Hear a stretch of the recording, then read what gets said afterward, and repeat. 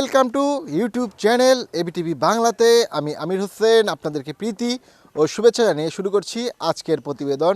প্রিয় দর্শক, দেখতেই পাচ্ছেন বিশাল একটি ছাগলের খামারে আপনাদেরকে নিয়ে এসেছি। আমার জানা মতে এটি হয়তোবা বাংলাদেশের সর্ববৃহৎ ছাগলের খামার। প্রায় কোটি টাকা বিনিয়োগ করে এই খামারটি শুরু করা হয়েছে। এই খামারটির নাম হলো মাইজদি ফার্ম। প্রিয় দর্শক, এই খামারটির ঠিকানা হলো জয়কৃষ্ণপুর মাইজদি কোর্ট, নোয়াখালীতে। তো এই খামারটির উদ্যোক্তা হলেন মোর্শেদা আপা। উনি শখের বশেই আসলে এই খামারটি শুরু করেন এবং বাংলাদেশে প্রায় 11টি জাতের ছাগল এই খামারটিতে আছে। এছাড়াও এই খামারে আছে হাঁস, মুরগি, কবুতর ইত্যাদি নানান প্রজাতির প্রাণী। তাছাড়া আছে সুন্দর একটি বাগান। তো প্রিয় দর্শক, আপনারা দেখতে পাচ্ছেন চমৎকার একটি খামারে আপনাদেরকে নিয়ে এসেছি। চলুন প্রথমে আমরা এই খামারটি আপনাদেরকে ঘুরিয়ে দেখাচ্ছি এবং এখানে কি কি ধরনের গবাদি পশু প্রাণী আছে তাদেরকে দেখানোর চেষ্টা করছি। তাছাড়া বন্ধুরা, এই প্রতিবেদনটি যারা দেখবেন আসলে অনেক কিছু শিক্ষামূলক থাকবে, তো সেই সব বিষয়গুলো আপনারা জানতে পারবেন।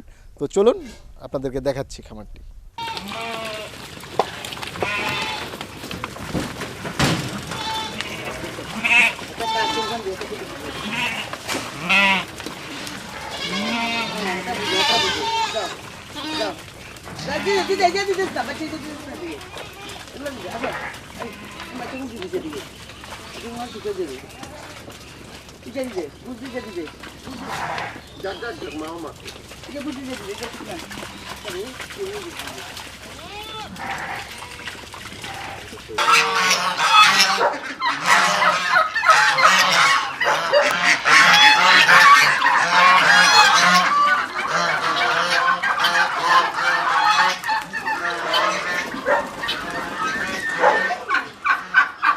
মাইজদি ফার্মের যাত্রা শুরু হয় 2014 সালে 2টি পাটনায়া জাতের ছাগল দিয়ে। এখন 2019 সালে খামারটিতে সর্বমোট 11টি জাতের ছাগল আছে।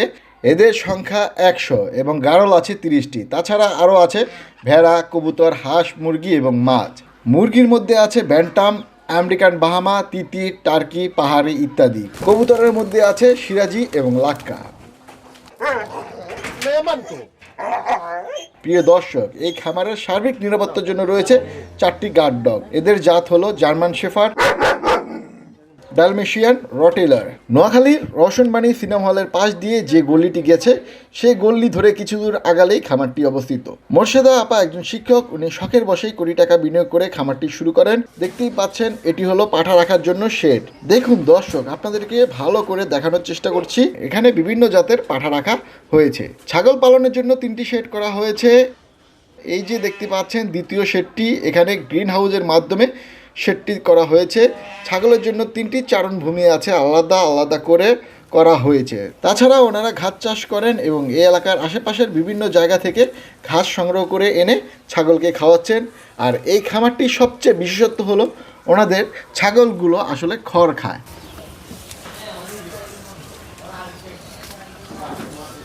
আর ছাগলের পুষ্টি বৃদ্ধির জন্য পুষ্টিকর দানাদার খাদ্য তৈরি কিভাবে করেছেন সেগুলো আপনারা দেখতে পারবেন। তাছাড়া দেখতে পারবেন খুরা রোগের প্রাথমিক চিকিৎসা কি হচ্ছে। প্রিয় দর্শক, এই পর্যায়ে আমরা ছাগলের জাত পরিচিতি আপনাদেরকে দেখানোর চেষ্টা করব। এটা দেখতেছি, এটা হলো যমুনাপুরি হানসা।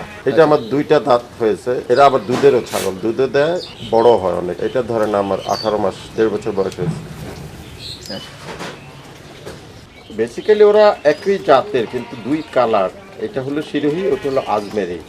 আচ্ছা, তো এটা চিনার উপায়টা কি আসলে? আজমেরিটার মুখটা আপনার একটু ডিফারেন্ট আর কালার একটু ডার্ক। এটা চেহারাটা দেখে আমরা কি কি বুঝবো? এটার 2টার ইয়ের মধ্যে আপনার মুখের মধ্যে একটু পার্থক্য আছে আর কালারের মধ্যে পার্থক্য আছে। আজমেরিটা একটু ডার্ক আর শিরোহীটা একটু লাইট কালার। এটা কোনটা? এই আজমেরি। এটা আজমেরি নাকি? জি জি। বাম সাইডেরটা বারবারি। এটা সোমালিয়ান একটা ছাগল, বাট ইন্ডিয়াতে ডোমেস্টিকেটেড হয়েছে। ইন্ডিয়াতে এসে ইন্ডিয়ানরা এটা নিয়ে এসছে। এটা আমরা ইন্ডিয়ান থেকে এনেছি। এটা বারবারি। এটা কিছুটা হরিণের মতো দেখতে, ছোট ছোট কান, দেখতে খুব সুন্দর হয়, এই জন্য পালা আর কি। পাশের এটা ক্রস ব্রিড, এটাও বাচ্চা, আমরা খুলনা থেকে নিয়ে এসেছি। আচ্ছা, এটা কিসের করো? কোন জাতের? তোতাপুরি ক্রস। এই সজাতটা কি? সজাত একটা ইন্ডিয়ান ছাগল। আচ্ছা আপনার এটা শিং হয় না, এটা মাংসের জন্য, বেসিক্যালি মাংসের জন্য ইন্ডিয়ানরা পালে, বেশ বড় হয়। এটা বাচ্চা, এটা এখনো দাঁতেই নেই। তো ভাই আমরা যে এটা দেখতেছি এটা কোন জাতের? এটা হলো গুজরি, এটা হলো পিওর গুজরি। ওই আজমেরি আর আপনার সিরভি ওরা একই জাত, কিন্তু এটার কালার আবার ডিফারেন্ট। এটার মধ্যে একটু সাদা টাচ থাকবে সবসময়, ওইগুলোর মধ্যে সাদা নাই, কিন্তু এটার মধ্যে সাদা থাকবে। আর এটা হলো মেইন গুজরি আর কি। এই ছাগল এর আগে আমি দেখিনি, একজনের কাছ থেকে কিনেছি, ওরা বললো যে এটা দামাস্কান। পরে আমি আনার পরে ও বড় হওয়ার পরে ইন্টারনেটে স্টাডি করে দেখলাম এটা বেসিক্যালি দামাস্কান অরিজিন, কিন্তু এটা একটা সাইপ্রাসের ছাগল। এটার নাম হলো স্বামী ছাগল, স্বামী গোট। এবং এই ছাগলগুলোর বিশেষত্ব হলো, যেটা আমি ইন্টারনেট থেকে জেনেছি, যে এরা 3-4 কেজি পর্যন্ত দুধ দেয় মেয়েগুলো। তো আমি এটা দিয়ে কিছু, আমার মেয়ে নাই, এটা দিয়ে কিছু ক্রস ব্রিড করাচ্ছি, দেখি কি হয় এখন। এদের একটা বিশেষত্ব হলো আপনার চোখটা নীল, আর দামাস্কান হলে মুখটা আরও বিদ্যুটে হচ্ছে।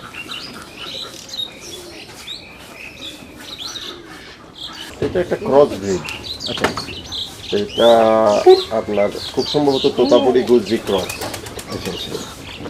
এটা অনেক বড় ছাগল, এটার হাইটই সবচেয়ে বেশি আমাদের এই ছাগলের মধ্যে। এটার বয়সটা কিরকম? এটার বয়স 2 বছর হবে, 2 বছরের বেশি হওয়ার কথা না, কারণ আমি ছোট নিয়ে আসছি বছরখানেক আগে, তখনও দাঁত হয় নাই। এখন ধরেন আর 2 বছরের। 3টি ছাগল দেখছি, এগুলো কোন জাতের আসলে? এগুলা বিটল, কিন্তু বিটলের আবার একটা জিনিস হয়, চোখ আপনার মার্বেল কালারের হয়। এদের চোখ ছাড়া বাকি সবই পুরোটাই বিটল। এরা আমাদের এই বাচ্চা দুটো আমাদেরই এখানে হয়েছে। আরো একটা বাচ্চা ছিল, ওইটা আনফরচুনেটলি মারা গিয়েছে। ওই মাটা 3টা বাচ্চা দিয়েছে এখন পর্যন্ত, মাটা এখন আবার প্রেগনেন্ট। এগুলো খুব আদরের, এগুলো আমাদের সব কাপড় চোপড় খেয়ে ফেলে, আর কোলে উঠবে, ঘাড়ে উঠবে। এটা ওইটার বাচ্চা, ওই ছেলেটা ওইটার বাচ্চা, এটা এখনো বড় হয় নাই। এই দুটো কি হরিয়ানা জাতের নাকি? হ্যাঁ হরিয়ানা জাতের, এগুলো অনেক বড় হয়। আর এই যে এটা? এটাও হরিয়ানা, এটা বাচ্চা হরিয়ানা পাঠা। পাঠা। তারপরে এই যে এটা দেখতেছি, এটা এইটা গুজরি। এটা হলো গুজরি।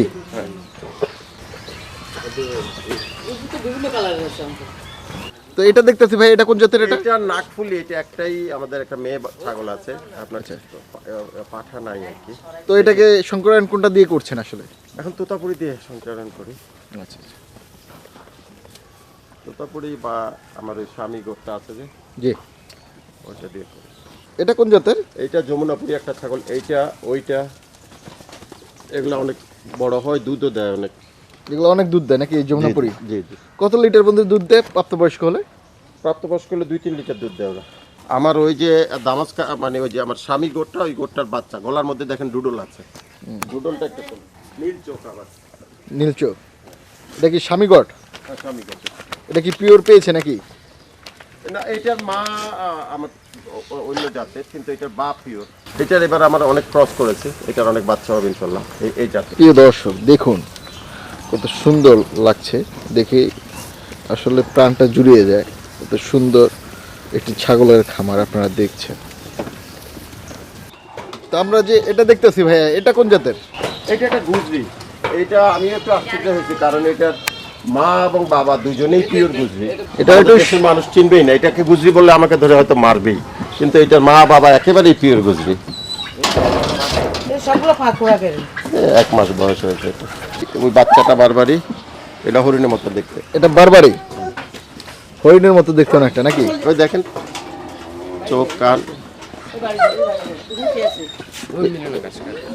এই বাচ্চাটি তো পুরা হরিণই বলা যায়। হ্যাঁ এটা আমার কোলে কোলে থাকে। পিওর তোতা, এটাকে বলে জিব্বা তোতা, ওই যে জিব্বা বের করে রাখে। আচ্ছা।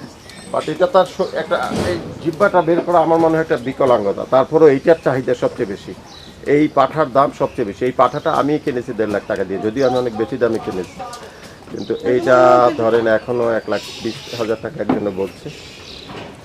আমরা দিতে যাচ্ছি না, দিব না। বিখ্যাত কাশ্মীর উল যেটাতে এটা থেকে তৈরি করে। আচ্ছা, এটা আমার 3টা ছিল, কিন্তু যে কোনো ভুলের জন্য 2টা ছাগল মারা গিয়েছে। এখন এটা ইনশাল্লাহ ভালো আছে।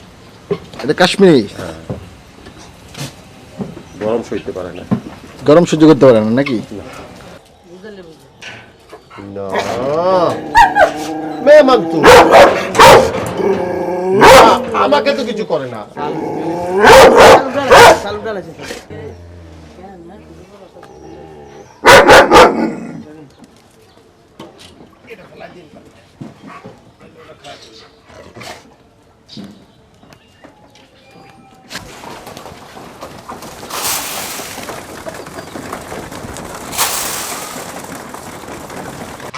রেয়ার, এটা মোচা ছাড়া কলা হয়, কলা হিসাবে বের হয় আপনার। এটাই আমাদের ছোট হয়েছে, এটা অনেক লম্বা হওয়ার কথা, যেহেতু গাছ বড় হয়ে গেছে, গাছ আর একটু ছোট হয়, তারপরে মোচা নাই, দেখেন না একদম স্ট্রেট কলা। প্রিয় দর্শক, দেখতেই পাচ্ছেন ইনকিউবেটরটি। তো এটি সম্বন্ধে আমরা একটু জানার চেষ্টা করতেছি। তো ভাই আমাদেরকে এটা একটু দেখান। তো এই যে আমরা যে ইনকিউবেটরটি দেখছি, হাঁসের বাচ্চাটি ফুটেছে নাকি? আজকে রাত্রে ফুটেছে এটা। আজকে রাত্রে। এটা কত দিনে ফুটে এটা? এটা চীনা হাঁসের বাচ্চা। চীনা হাঁসের বাচ্চা 35 দিনে ফোটে, সবচেয়ে বেশি সময় চীনা হাঁসের বাচ্চাটা। তো আমরা যে ডিমগুলো দেখছি এগুলো কি এগুলো চীনা হাঁসের দিতে হয় নাকি? হ্যাঁ, ডেইলি 2বার টার্ন করতে হয়। তো কোনটা কিসের ডিম? এগুলো মুরগির ডিম, এগুলো চীনা হাঁসের ডিম, আর এগুলো আমার লন্ডন থেকে আনা আরাকোনা মুরগির ডিম। এখনো ফোটে নাই অবশ্য, ফুটবে আশা করি। এই মেশিনটা কোথা থেকে এনেছে? এটা লন্ডন থেকে নিয়ে আসছে। এটাও লন্ডন থেকে নিয়ে এসেছে। তো এগুলো কি বাংলাদেশে কোথাও পাওয়া যায়? আমার ঠিক আইডিয়া নেই, পাওয়া যেতে পারে। আচ্ছা, তো এটা কত পড়েছে এটার দাম? এটার দাম বোধ হয় 5000 টাকা। তো আমরা যে এই জায়গায় বাচ্চাগুলো দেখছি, এগুলো কোনটা কিসের বাচ্চা? এটা এই দুইটা চীনা হাঁসের বাচ্চা। ওইটা হলো হলুদ গোল্লা, হলো ব্রাহ্মা মুরগির বাচ্চা, আমেরিকান ব্রাহ্মা, আর কিছু দেশি মুরগির বাচ্চা আছে, মিক্সড আর কি। এগুলো ইনকিউবেটরের গত লাস্ট ব্যাচ। এই টেম্পারেচারটা যেন ওয়ার্ম যেন থাকে, এটা ব্রুডার তো। আর ওই খবর কাগজ ডেইলি 2 দিন পর পর চেঞ্জ করতে হয়। এরা 15 দিন ছিটিয়ে দেওয়া খাবার খাবে, বাটিতে দিলে খেতে চায় না, হাঁস ছাড়া মুরগিগুলা। 15 দিন পর আর এরকম লাগে না, কষ্ট হয় না। মানে এই জায়গায় থাকবে 15 দিন নাকি? টেম্পারেচারটা কত রাখেন আসলে? বডি টেম্পারেচার 39, 38, 37 এরকম থাকে। এই মুরগির বাচ্চাগুলো খুব ইন্টেলিজেন্ট। নিচে যদি টেম্পারেচার বেড়ে যায় ব্রুডারের, তখন ওরা ওখান থেকে সরে যায়, সরে যেখানে গরম কম ওখানে গিয়ে বসে থাকে আর মারামারি করে। ঠিক এই আপনার চীনা হাঁসের বাচ্চা আর মুরগির বাচ্চা মারামারি করে, হাঁসের বাচ্চা ওদের সাথে পারে না, ছোটোগুলোও গিয়ে ওদের পায়ের মধ্যে কামড় দেয়, এই জন্য আলাদা সেপারেট করা। আমরা যে বাচ্চাটা দেখছি এটা কোন জাতের? এটা ব্রাহ্মা, আমেরিকান ব্রাহ্মা। এটা আমার প্রথম বাচ্চাটা। ওদের মোরগটা মারা গিয়েছে আপনার রানী খেতে, আমরা আসলে খেয়াল চিকিৎসাটা প্রপারলি পড়েনি। এরকম কয়েকটা বাচ্চা আছে, আল্লাহ দোয়া করছি যেন মোরগটা আসে। আর একটা মোরগ আমি কিনেছি, নিয়ে আসবো নেক্সট উইকে। আচ্ছা, এটা চিনার উপায়টা কি? এই যে এগুলো অনেক বড়। এটা হলো সে মুরগির রোলস রয়েস হলো আপনার ব্রাহ্মা, এটা হলো সবচেয়ে বড়। এটা ক্রসবিট করে আমেরিকাতে। এটা 8-10 কেজি, 8 কেজি পর্যন্ত ওজন হয় এক একটা। এগুলো এখন বাংলাদেশের ছেলেগুলো বিক্রি হয় 15-20 হাজার টাকা। এই বাচ্চাটার দামও আছে আপনার 3000 টাকা। সাদা 2টা ব্যান্টাম আর ওই বড়টা হলো আপনার ব্রাহ্মা মুরগি। ওর জন্য একটা মোরগ নিয়ে আসবো। আগের মোরগটা তো মরে যাওয়াতে বেচারি একাকি হয়ে গেছে। এটা কি পেয়ার আছে নাকি? হ্যাঁ, ওইটা পেয়ার। হ্যাঁ, ব্যান্টামটা পেয়ার আছে। ওরা এই সাইজে হয়, সুন্দর আর দেখতে সুন্দর অনেক। আপনাদের একটা মহৎ উদ্দেশ্য আছে আসলে, গরিব মানুষদেরকে ছাগল দিয়ে সাহায্য করা। সেটা সম্বন্ধে যদি আমাদের একটু বলতেন। যেটা মনে করি কুরবানির সময় আপনার বিউটি এবং ওয়েট দুইটাই বিক্রি হয়, এবং এতে হয় কি, একজন গ্রামের মহিলা যদি আমাদের এই নানা জাতের ছাগল একটা নিয়ে যায়, মেয়ে ছাগল একটা নিয়ে যায়, তার যদি 2টা বাচ্চা হয়, একটা বাচ্চা সে আমাদের ফেরত দিয়ে দিবে, আর বাকি সে আরেকটা বাচ্চা বিক্রি করবে। ফ্রিটা করতে হবে আমাদের। আমরা একটা ওয়েবসাইট করতে চাই, সেটা থ্রুতে লিস্টিং করে, কিন্তু আমরা ফ্রি লিস্টিংটা করতে চাই আর কি। তাতে হবে কি, গ্রামের মহিলাদের একটু উন্নতি হলো। গ্রামের মহিলারা এখন যে আমাদের দেশি ছাগলটা পোষে, তাতে তার ধরেন সেম কষ্ট করে সে হয়তো 15,000 টাকা বিক্রি করলো, কিন্তু এইরকম একটা ছাগল ওটার পাশাপাশি যদি সে বুঝতে পারে, ওই একই কষ্ট করে সে একটা ছাগল বিক্রি করতে পারবে 70-80 হাজার, 1 লাখ টাকা। আর এই গুজরি ছাগলগুলোর একটা সুবিধা কি, এগুলো যখন বাচ্চা না থাকে তখনও দুধ দেয়, তাইলে গ্রাম ছাগলের দুধের একটা চাহিদা আছে।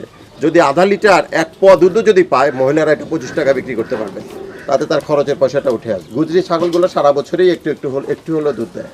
প্রিয় দর্শক, এখন আমরা মোর্শেদা আপার সাক্ষাৎকার আপনাদেরকে দেখাবো এবং তার কাছ থেকে খামার বিষয়ে গুরুত্বপূর্ণ তথ্য জানার চেষ্টা করব।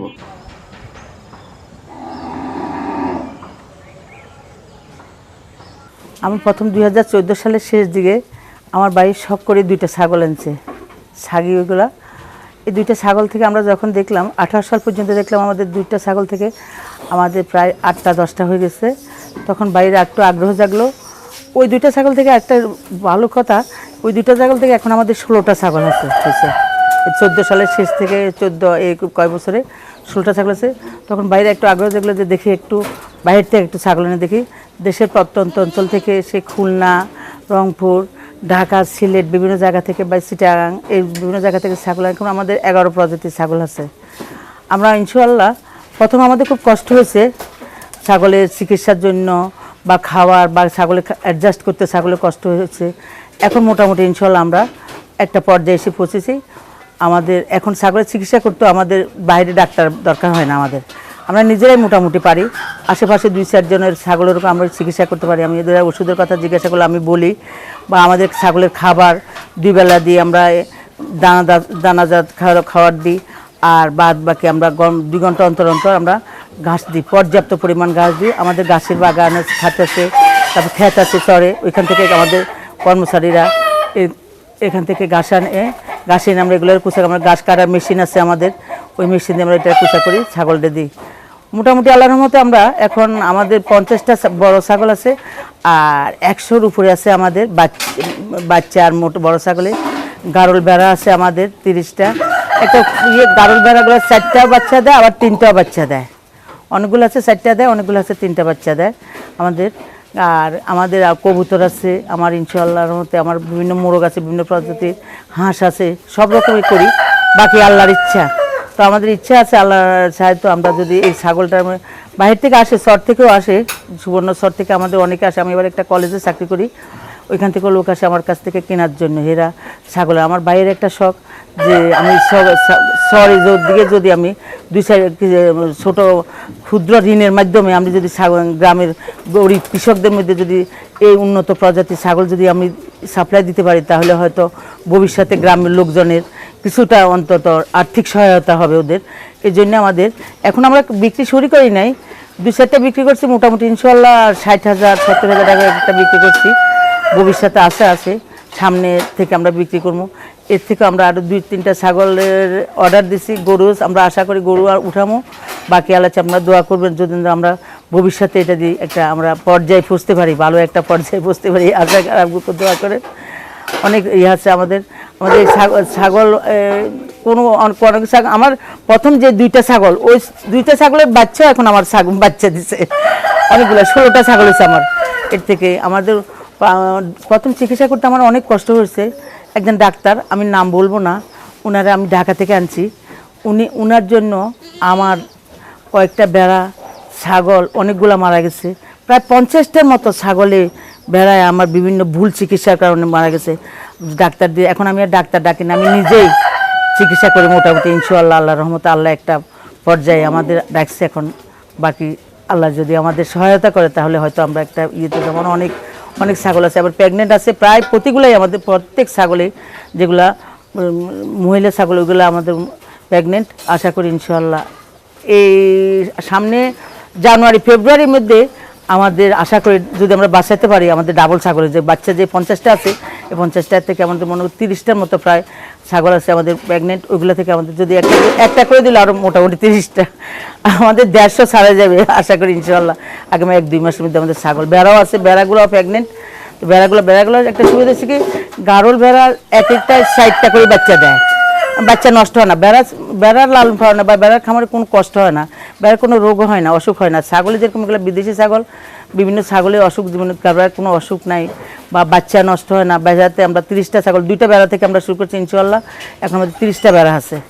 তো মোর্শেদ আপা, জি বলেন। যে আমরা খামারটি দেখছি এটা কত টাকা বিনিয়োগ করে আসলে শুরু করেছে? প্রথম তো আমরা 18,000 টাকা দিয়ে শুরু করছি, এরপরে আমাদের 18,000 থেকে 2টা ছাগল কিনছি, এই 2টা থেকে আমাদের এখন 16টা আছে। এরপর বিভিন্ন ছাগল কিন্তু এক এক সময় এক একজন কোথাও 30,000, 20,000, 50,000, 1.5 লাখ টাকা। একটা ছাগল আছে আমাদের তোতাপুরি বলে, জিব্বা বার করে না, ওই ছাগলটা আমাদের 1.5 লাখ টাকা দিয়ে কিনছি। এরপর হয়েছে টাকা আমাদের প্রায় 1 কোটি টাকার মতো আমাদের ঘরে ছাগলে ব্যয় হয়েছে আমাদের। বিভিন্ন সহযোগিতা বিভিন্ন ভাই বোনে মিলে করছি আমরা দুজনে। আপনার যে ভাইটা বেশি সাহায্য করেছে বা হেল্প করেছে তার নামটা কি? মোহাম্মদ মাহাতাম হোসেন সিদ্দিকী। আচ্ছা, উনি কি আপনাকে একটু সবসময় সাহায্য? জি সবসময় সহযোগিতা করে আমার এই ভাই, আমার সবসময় আমার পাশে আছে। আমার মা নাই বাবা নাই, আমার এই ভাই আমার ছায়া রাখছে, ভাই নিজের ছায়া রাখছে। ভাই আমি কীভাবে খুশি থাকবো, কীভাবে আমার মানে জীবন কাটবো, ওগুলোই ভাই সবসময় চিন্তা। ভাই ইংল্যান্ড থাকে, ওরিয়েন্ট গ্রুপের ডাইরেক্টর, ভাই আমার সহযোগিতা, আমার কীভাবে সহযোগিতা, আমি কীভাবে হাসি, সব কিছু ভাইয়েই আনে। আমার কবুতর আছে 3 প্রজাতির, জালালি কবুতর, লাক্কা কবুতর, দেশি আছে, মোরগ আছে বিভিন্ন প্রজাতির, এগুলো সব ভাইয়ে আমার ইয়ে করে, সব আমার পাশে আছে সব সময়। আমি তো আর বাইরে থেকে ঢাকা বা রাজশাহী সিলেট থেকে ছাগল আনতে পারি না, বাইরে বিভিন্ন লোকদের বিভিন্ন এজেন্টদের মাধ্যমে এই সমস্ত ছাগল আনে। চিকিৎসাগুলো আপনি এখন নিজেই করেন? জি। তো এদের ভ্যাকসিনগুলো কি করেন বা কিভাবে করেন? আমি জ্বর হলে আমি কি ভ্যাকসিন দেবো আমি জানি। নিউমোনিয়া, ছাগলের জন্য সবচেয়ে মারাত্মক রোগ হচ্ছে নিউমোনিয়া। নিউমোনিয়া আক্রমণ করলে ছাগল আর বাঁচানো যায় না। তো এই নিউমোনিয়ার জন্য কি ভ্যাকসিন দেবো ওইটাও আমি জানি। পেট খারাপের জন্য সব রকম ভ্যাকসিন আমি ইনশাল্লাহ জানি। প্লাস পিপিআর দিই, খুরার ভ্যাকসিন দিই, কৃমি ইনজেকশন দিই, সব কিছু ইনশাল্লাহ আল্লাহর রহমতে আলহামদুলিল্লাহ আমি নিজেই করতে পারি এখন। তখন পিপি আমার কাছে লেখা থাকে, আলাদা খাতা মেনটেন করি, ওইটাতে পিপিআর কয় সময় দিচ্ছি একটা করি, পিপিআরগুলো দেওয়া হয়। আবার খুরা ভ্যাকসিন দেওয়া হয়, কৃমির ভ্যাকসিন দেওয়া, সব কিছু ইনশাআল্লাহ আল্লাহর রহমতে আমি নিজে করি। আমার 3 প্রজাতির কবুতর আছে, জালালি কবুতর আছে, লাক্কা কবুতর আছে, আর দেশি আছে। তো কয়টা কবুতর দিয়ে শুরু করলে? প্রথম তো আমার 14টা কবুতর ছিল, এখন আল্লাহর রহমতে আমার 80-85টা কবুতর আছে। আচ্ছা, 14টা কবুতরে কত টাকা বিনিয়োগ করলে? অল্প, বেশি না, ওইখানে বেশি লাগে না আমার। অল্প বোধহয় আমার জোড়া বোধহয় আমি 400 না 500 টাকা করে কিনছি। এই জোরে গেলে আমার 7000 টাকা লাগছে। আর এখনও অনেক টাকার কবুতর আমি বিক্রিও করছি। প্রতি মাসে আমার 5, 6, 7 জোড়া আমি বিক্রিও করি। কবুতর মোটামুটি ভালো কবুতর যদি বিক্রি করে বা একটু যদি খেয়াল করে, আমি বিক্রি করি না। আমার একটু কবুতর আমরা 100 পর্যন্ত পৌঁছানো আমার একটা শখ আর কি। 100 পুষলে তারপরে বিক্রি করা শুরু করবো। তবু মাঝে মাঝে অনেকে আসি ধরে যে আপা একটা কবুতর, 1 জোড়া কবুতর যদি বিক্রি করেন, তো আমাদের ওই যে কেয়ারটেকার আছে, সে বিক্রি করে 300 টাকা, 350 টাকা জোড়ায় কবুতর বিক্রি করি আমি। মোর্শেদ আপা, আপনার পিছে দেখছি আমরা বাংলাদেশের একটি আনকমন জাতের ছাগল। জি। এটা কিভাবে সংগ্রহ করলেন আসলে? আসলে ভাইয়ে ওই যে ইউটিউবে বা বিভিন্ন জায়গায় দেখছি ছাগল দেখি, ভাইয়ের খুব শখ বিভিন্ন। এখানে আমার তখনই ভাইয়ে শুরু করলো যে না দেশে যে প্রথম যে 2টা ছাগল দিয়ে শুরু করছে ওগুলো আমাদের দেশি ছাগল, দেশি পাটনা ছাগল। এখন এর থেকে বাইরের থেকে বিভিন্ন রকমের ছাগল আনা শুরু করছে, বিভিন্ন প্রজাতির ছাগল শুরু করছে আনা। ইনশাল্লাহ আমার অনেকগুলো, আমার গুজরি ছাগলগুলো অনেক সুন্দর, অনেক সুন্দর আমার গুজরি ছাগলগুলো। হরিণ মতো। এটা গুজরির বাচ্চা, ওইটা কাশ্মীরি, এটা পশম দিয়ে ওই যে শাল তৈরি হয়। 14 সালে ওই সময় আমার খামার করার ইচ্ছে ছিল না। যখন দেখলাম যে না খামারে আমাদের ছাগল থেকে আমাদের অনেক বাচ্চা, মনে করেন আমরা 14, 15, 16, 17, 18 বছরের মধ্যে, 60 বছরের মধ্যে আমাদের মনে করেন 12-14টা ছাগল হয়ে গেছে আমাদের। এগুলোর বাচ্চাও বাচ্চা দিছে। এই জন্যে শুরু করলাম যে না 18 সালের শেষের দিকে, ওই সময় আমার মা অসুস্থ। আবার এখানে একটা কথা আছে, আমার মা এগুলো খুব পছন্দ করতো। আমার মা যখন জীবিত ছিলেন বা সুস্থ ছিলেন তখন হাঁস মুরগি এগুলো খুব পালন করতো। মায়ের জন্য, মায়ের খুশির জন্য বিশেষ করে বাইরে তখন প্রথম থেকে শুরু করে বিভিন্ন জন্য মা কীভাবে খুশি। মায়ের আমি হুইল চেয়ারে করে আনি, এগুলোর কাছে দেখ মা খুব হাসতো, মুসকি হাসতো এগুলো দেখলে। মার জন্য বিশেষ করে প্রথম থেকে আনছি বেশি করে। এরপরে আমার দিকে মা যখন অসুস্থ হলো তখন যে না এই বোনকে কীভাবে খুশি রাখবো, তখনই ভাই শুরু করলো বিভিন্ন ছাগল। আমার পুকুরে অনেক মাছ, অনেক বড় বড়। আমার একটা শীতল আছে, আমার 7-8 কেজি করে হবে। এই পুকুরে কি মাছ চাষ করে? আমার শীতল আছে, কাতল আছে, রুই আছে, মৃগেল আছে, কার্পো আছে, কালীবাউস আছে, তেলাপিয়া আছে, আবার ছোটো আছে আমি কই, শিং, মাগুর সব ছাড়ছে, সব রকম মাছ আছে। মানে সব প্রজাতি মিলিয়ে চাষ জি জি জি জি, অনেক মাছ আছে আমার পুকুরে। 40 ডিসিমলের উপর আমার পুকুর। তো এই যে আপা, আপনি যেভাবে ছাগলদেরকে আসলে ভালোবাসেন, জি, আপনার ওদের কাছ থেকে কিরকম ফিডব্যাক? ওরা আমার দেখলে ওরা অস্থির হয়ে যায়, এরকম আদর করবে, আমার গায়ের মধ্যে পা দিয়ে গা চুলকাবে। ওরা আমার খুব পছন্দ করে। আমি খামারে গেলে মনে হয় কি আসছে, ওরা এরকম করে আমার সবাই আমার ঘিরে ধরবে। তো প্রিয় দর্শক, আপনারা দেখছেন মোর্শেদা আপার সবচেয়ে প্রিয় ছাগলের বাচ্চা এটি নাকি বর্তমানে? জি জি জি, বর্তমানে আমার এটা ছাগলের বাচ্চা। এটা আমার খাটের উপর উঠবে, আমার সোফায় বসে থাকবে। ওই সোফায় কারো বসতে দিবে না। যখন আমার ঘরে থাকবে, কেউ যদি বসে পিছনে যাই লাফালাফি শুরু করবে, তখন অস্থির মানুষ মেহমানরা উঠে যায়। আমার বোন আসুক, ভাই আসুক, যে আসুক, কারো বসতে দেয় না। আমার ডাইনিং টেবিলে উঠি, আমার কলা খাইবে, টেবিলের উপরে যা থাকবে খাইবে, সব কিছু। কি করছে বলছি তোমার কথা বুঝতেছি। ও মা গো, বিচার দিতেছে না, বুঝতেছে। দেখছি আমরা একদম একটা হরিণের বাচ্চা। জি জি জি জি, খুব মায়া এটা আমাদের। আমার ভাইও খুব মায়া করে, আমরা সবাই মায়া করে। টেমু, এর নাম হচ্ছে টেমু।